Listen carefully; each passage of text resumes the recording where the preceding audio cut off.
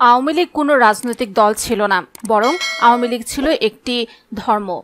ধর্মের অবয়বে শেখ মুজিবকে নবী হিসেবে উপস্থাপন করার চেষ্টা করেছিলেন বলে মন্তব্য করেন বৈষম্য বিরোধী ছাত্র আন্দোলনের সমন্বয়ক হাসনাত আব্দুল্লাহ। বুধবার ঢাকা বিশ্ববিদ্যালয়ের টিএসসিতে এক সংবাদ সম্মেলনে এসব কথা বলেন তিনি। হাসনাত আব্দুল্লাহ বলেন, ফ্যাসিস্ট সরকার তার ক্ষমতা টিকিয়ে রাখার জন্য সবসময় প্রতিষ্ঠানগুলোকে ব্যবহার করেছে। হাইকোর্ট, বিচার ব্যবস্থা, স্বাস্থ্য ব্যবস্থার ঘাড়ে বন্দুক রেখে পুঁজিবাদের মাধ্যমে ফ্যাসিবাদকে ধরে রাখার চেষ্টা করেছে তারা।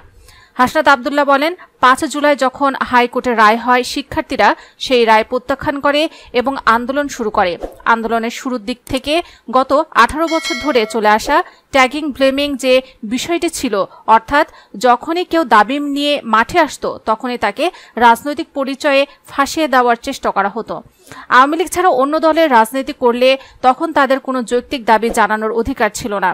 তিনি আরো বলেন, বিষয়টিকে গণমাধ্যম থেকে শুরু করে রাষ্ট্রের সব প্রতিষ্ঠান মেনে নিয়েছিল, আর এ কারণেই শুরুতেই দাবির চেয়ে একটি অরাজনৈতিক আন্দোলন এই বিষয়ে বেশি গুরুত্ব দেওয়ার হতো বলে মন্তব্য করেন তিনি।